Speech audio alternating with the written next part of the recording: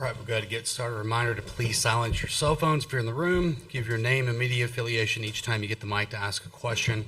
Recording of the press conferences with cell phones or cameras is prohibited.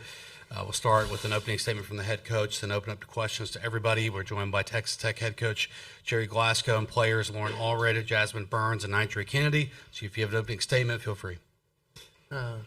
Super excited to be here, super privileged to be here.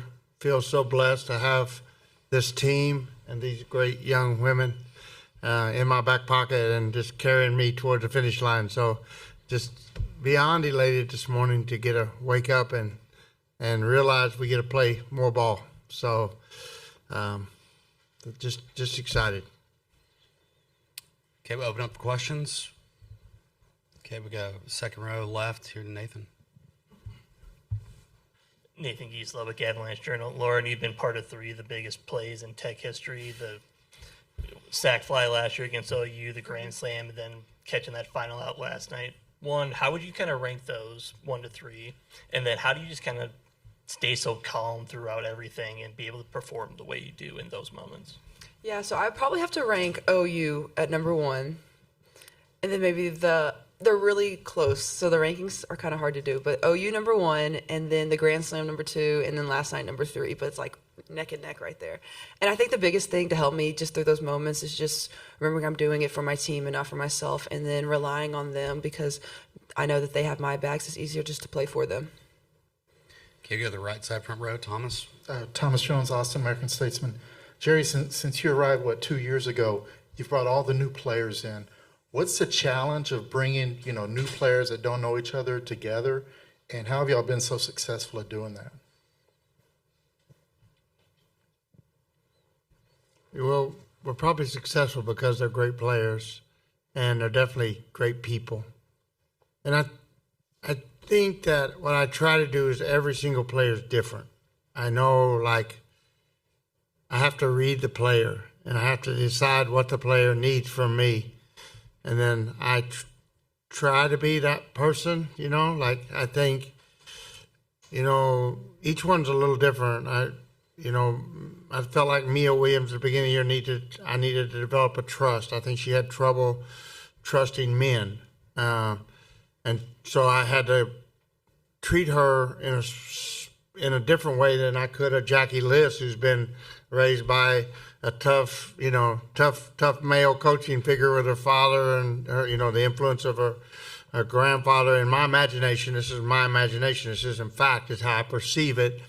But I felt like, I've just always felt like Jackie was come here for a reason. She come to play with Naja. She came to win the World Series, and she was bought into that.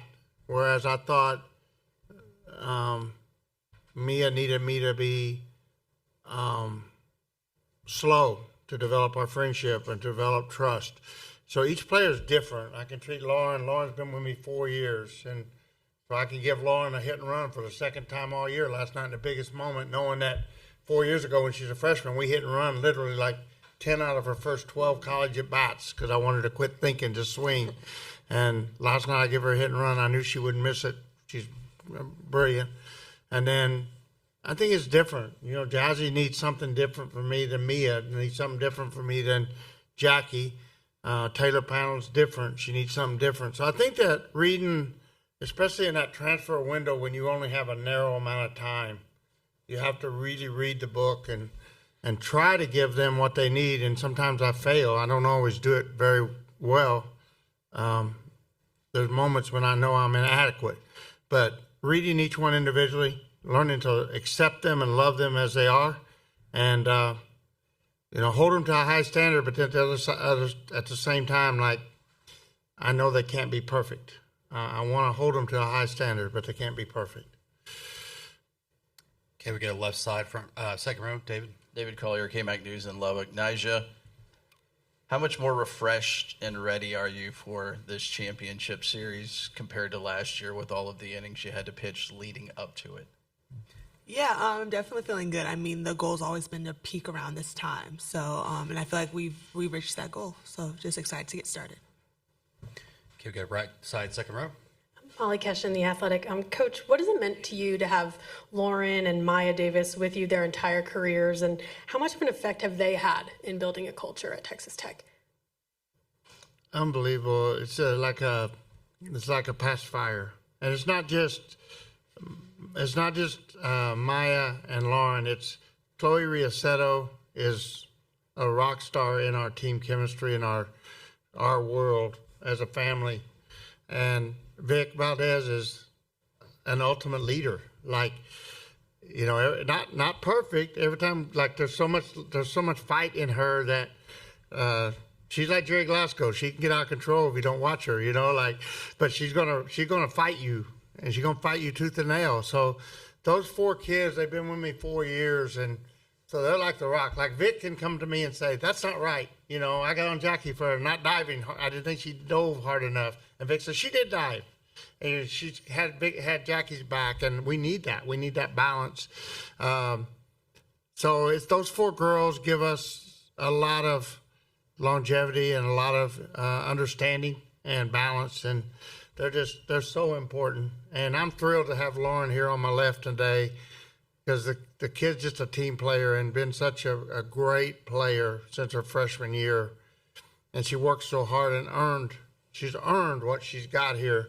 You know, I made her earn right field. I didn't give her right field. She earned right field. And she does that. She works hard and whatever you got to do. And because she had to earn it, she's fully confident right now. And she's a really good right fielder. That catch she made last night was elite. Okay, we're seeing the right side, second row again. Cassandra Negley, Yahoo Sports. Jerry, when you talk about learning what each player needs, and especially in the short time frame of a transfer portal, what goes into that for you? How are you able to develop that type of skill to be able to do that and create the teams that you have? Yeah, I don't know. I mean, and there's times when I feel like I'm not very good. That, you know, we all have these moments where you feel like you're good, or there's moments when you feel like, man, I blew that. I wasn't adequate there. And each player is a different book to read. Like, each one's different. Jazzy's personality is different than Nigel's personality, and Nigel's personality is different than KT's personality. So it's not a flawless performance. It's just an effort. And I think just the effort that you at the end of the day, you want to win. If you're going to win, you have to have a family. At the end of the day, you have to love each other. You have to care about each other. And we're going to make mistakes. You know, when your kids are growing up, they're going to make mistakes, but they're my kids. And these are my kids. You know, no matter what they do, they're my kids. I may get on to them because we didn't do this, or we missed a signal or whatever. But while I'm getting on to them, I love them because they're my kid. At the end of the day, they're our lifeline to get to the World Series and the World Championship, to win the championship. So just a lot of concern for each individual. Okay, go ahead. Lauren, just a quick follow-up, because you leaned over to him when he initially answered the question a few times ago.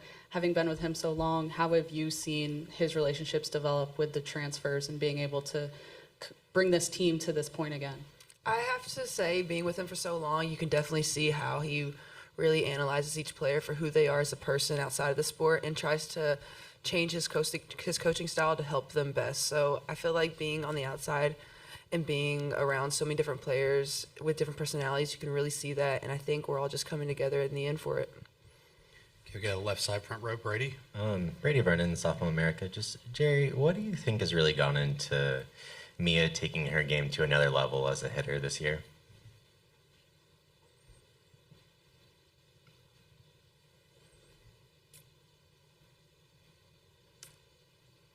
Mia is enormous talent.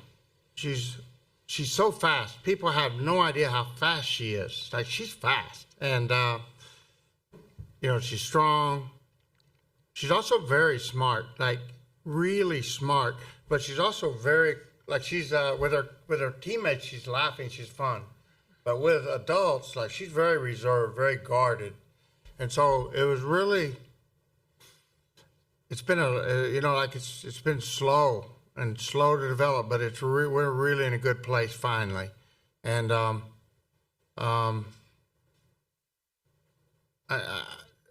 enormous talent is what's allowing her to be successful. and then her mental game where she's finally really comfortable mentally, I think, is what's allowing her to be successful in big moments and be consistent. And it's really her first 23 games, she had 8 home runs. Her next 23 games, she had 8 home runs. Her next 23 games, she had 8 home runs. Like consistency to the ultimate. And I think it's just the whole thing came together, like finally trusting. And, you know, I was talking to a travel ball coach, and like 2/3 of the way through the year, he said, you know, Mia doesn't think you like her. Doesn't think I like her. Like she's hitting, you know, 450 and doesn't think I like her. So the next game I put her in the leadoff spot. And I thought, she said, what do you got me in leadoff? I've never been leadoff in my life. I said, well, you're going to be good at it. And I think she had a double and a home run or something like that. She had a real good game. And I put her right back down where she was comfortable. But I did that just because I thought if I put her in leadoff, she's surely going to know I like her. But I didn't have to call her in my office and say, hey, I like you. You know, I wanted to be real. And so that was the only reason I did it. And then it worked. And I thought, I may go back to that if I need to, because I always think of Maya as my leadoff spot, my leadoff person. But then that's an enormous amount of pressure day after day after day for Maya Davis to be my leadoff. So Mia Williams is a natural talent, but then you have to be comfortable and you have to feel good to play good. And I think we finally got to a place where she trusts me and I trust her, and we're just in a really good place on the field. Okay, we go to the right side front row. Pete Christie, KCBD in Lubbock. For coach and the players, just get your thoughts on facing Texas again in the championship and the problems the Longhorns can pose. You go first. You know, really haven't thought a lot about Texas, and I guess that's where we'll start today. Is, you know, we know a lot about them. They're a great team. There's a lot of the same players from last year. Obviously, they're well coached. Coach Whitey's a great coach. Aaron Earlywine is a great coach, and then Coach Zaleski is a tremendous coach. So talent all over the field, elite pitching. They've got speed. They're a well-built team. They've got speed, defense, and pitching, and well coached. Nitri, do you want to go next? We'll keep coming left. Yeah, I mean, I'm excited. I think it's good for the state of Texas. Just, and I feel like we're gonna have good fans there, both sides. So I'm excited. I'm also very excited. I obviously wasn't on the team last year, but I know everyone that was on the team last year is excited to play them again. And I'm just excited to be in this atmosphere with this team. And yeah. Yeah, I think it's going to be a fun storyline and everything, but just 2 great teams going at it. I think that's going to be the most fun of all, so it's going to be nice and exciting. Okay, we go to the left side third row. Kaylee Joe. Kaylee Joe, Hommel, KMAC News. Jazzy, when you decided to transfer to Texas Tech, did you think that you were going to be sitting here today? And how does it feel to have already had such an impact here in Oklahoma City? It's truly a dream come true. When I think of the little girl that I was, I never thought that I would be on this big of a stage. And it's just been so nice being able to have my family here, have this amazing team around me. I'm so blessed to be able to play for Jerry and to be on this team. So, yeah. Okay, we go to the right side front row. Justin Margolis, KCBD in Lubbock. Coach, and for any of the players that want to answer too, Coach, you said yesterday how much it meant to you to see how many fans have come from Lubbock to come support you guys. All of the players got to see all the energy of all the fans coming down to the fence line yesterday. Just what does it mean to be able to play in front of these fans a few more games this season and try to bring a national championship back to Lubbock, Texas? Oh, it's everything. The way we've been welcomed into Lubbock and the way we've been treated, and it just keeps, it's unbelievable. I mean, Cinderella, right? We're Cinderella. And I remember last year when I got home from the World Series, I went to get gas in my Polaris side-by-side, and I had to take 5 pictures at the gas station. And at that point, you know, I never had that happen in my lifetime. And I realized, like, my world's different now than it was when I left for the World Series. And then our world, softball world in Lubbock, Texas, in 24 months has evolved into, I'm traveling with the Beatles. I get to travel along with all these Beatles, and they're the rock stars of Lubbock, Texas, and I get to hang out with them every day. So it's really fun. And the fans have just been, restaurants and anywhere you go, there's no way to describe it unless you're there. Yeah, and I feel like it just makes us want to win, like for Lubbock too, and for that community. I mean, I think there are bigger supporters, and sometimes it feels like it's us against the world. So, and they always have our backs. So it just makes us want to win for them. Yeah, I think Naja said it best, but it just feels so great knowing that we have so much support back home. And like Jerry said also, it means everything. We just have so much love and support from them, so it makes us want to do it even more. Being able to see the softball grow in the Lubbock community since we first got here to now has been night and day, and I think that's just the greatest part, to be able to witness that firsthand. And it just makes us want to compete even harder to bring something back home for them. Okay, we go to the left side, third row. Cool. Full anchor KLBK in Lubbock. Lauren, you're one of the returners that saw Tegan Kavan twice in this series last year. What did you learn from that experience, and what's it going to take to put some runs on the board, which is easier said than done, obviously? You know, obviously it's a whole nother year, so a lot of things are different, but I think just trying to have a different mental approach coming to the bat and just remembering like I'm playing for my teammates. Okay, we go to right side, front row. Thomas Jones, Austin, American Statesman. For the players in the year or two that y'all been in Lubbock, what have you learned about the rivalry with Texas from an athletic department standpoint? Mm-hmm. And Jerry, you getting a text from Cody Campbell or anything saying, "Coach, come on"? Yeah, definitely runs deep. I mean, I'm not from Texas. I'm from Kansas originally, and then I spent 2 years at Stanford, obviously. So I don't think I've ever seen a rivalry this deep before. I don't know. Sports are different in Texas, so I'm just excited to be a part of it. I'm also not originally from Texas, so I don't know too much about the rivalry, but I'm excited to be a part of it, and it seems like it's going to be very competitive, and it's very cool that it's a Texas championship. So, yeah, I'm excited for that. Yeah, I'm excited for the rivalry because there's a lot going on with football right now in Texas and Texas Tech, so I think it's just kind of, adding fuel to the fire, and it's fun to be a part of. Yeah. Coach Joey, he's Lauren's biggest fan. Went to the same high school? Right? We were born in the same hospital, actually. Texas. Yeah. And so Joey McGuire is always putting Lauren's jersey. He wears Lauren's jersey on game day. And he's awesome. Like, he sends me texts after every game and gets me all pumped up. Sends me motivational clips to watch and show the girls. He gives me, it's really amazing that a head football coach can be as involved in our program as he is. And then, of course, Cody Campbell, he's got his hands full, and he's there, though. He's backing us 100%. And, of course, John and Tracy Sellers, partners with Cody, are really involved in our softball, and they definitely want us to beat Texas. Okay, go to the left side, second row, Nathan. Nathan Geese, Lubbock Avalanche Journal. Lauren, just because you've been with Jerry the longest, was it like for him to become notorious or famous in Lubbock and kind of get that spotlight and people get to see a little bit of the side that you guys kind of know from him? Well, we came from Louisiana together, and it was kind of like that at Louisiana. So coming to Lubbock the first time, like right away, it wasn't like that. So it was a bit different, and it was something you just kind of like had to work through, and we knew we had to build the program up. And I think now that we're starting to see the same similarities, like it's like, oh, we did it. Like we're finally getting to the goals we've made for ourselves. Okay, we got right side, third row, Justin. Justin McLeod from D1 Softball. Jazzy, the two players sitting up here with you, they were here last year. Jared was here last year. Some of your teammates have been here in other colors. You've never been here. Some of your teammates have never been here. How much are you guys who have never been here feeding off of the experiences and the knowledge that your teammates have who have been here on this stage to kind of be calm and settled going into the rest of the week? I think I have a lot of great influences here on this team, whether they're younger or older. I've learned a lot. I've learned so much this year.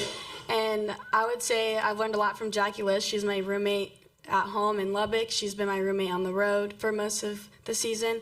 And also Taylor Panel, I've learned a lot from her, just being calm. I have a habit of getting pretty upset when I don't get the outcome I want when I'm hitting specifically. So I've learned a lot from her just to be able to calm down and everyone around me as well. Okay, we got a left side, front row, Brady. Brady Vernon, South America. Just Jazzy, you had success against Tegan last year when you were at Ohio State, even had a home run. How can you kind of bring that confidence in and maybe give another perspective for this group kind of going into this series? I think it's just kind of how Lauren said, it's obviously a different year, so I think if we just continue to feed off of each other the way we have been recently, and going into it confidently, trusting our swing, trusting everything we've learned this year, and just coming together and giving it our all. Can we go to the right side, second row? Molly Keshin, The Athletic. Nyjah, you've been here plenty of times in your career, and obviously the focus is still here, but knowing that the Olympics are going to be in Oklahoma City in 2 years, 2 years, given how much softball has grown in popularity, do you think moving the softball here rather than being with all the rest of the other festivities in LA is going to stagnate that growth at all? Or how do you think Oklahoma City can be that kind of place for Olympic softball? Yeah, I think the city has proven that like you can get a good turnout here. I mean, just the facilities here, honestly the stands here, and I feel like Oklahoma City in itself just has so many like softball fans in general. So I think it'll be a good turnout. I mean, I feel like when you think like World Series, when you think like I don't know, when you think softball, I feel like you always obviously think of Oklahoma City. So I think it'll be good. Can we go to the left side, third row, Cole? Goal banker KLBK. Nyjah, I know you've talked about making it about y'all and not about your opponent, but considering it's Texas, they've knocked you once at Stanford, again last year out of the tournament at Texas Tech. Could there be a more fitting way for you to end your career than beating Texas in a national championship game this week? Honestly, not so much Texas. I feel like the best way to like go out as a senior and just the senior class is to win a national championship in general, no matter who we're playing. So I feel like that's always the goal. Can we go to right side, front row? Justin Margolis, KCBD in Lubbock. Coach, this is for you. There's been fan bases and media members alike that have been maybe creating some of the narratives about the characteristics of your team or how they've been built this season. But what have you been doing as a coach to try to keep them focused on the task at hand rather than what people are saying on the outside? I don't look at social media a lot, so I'm kind of like lost in my old world.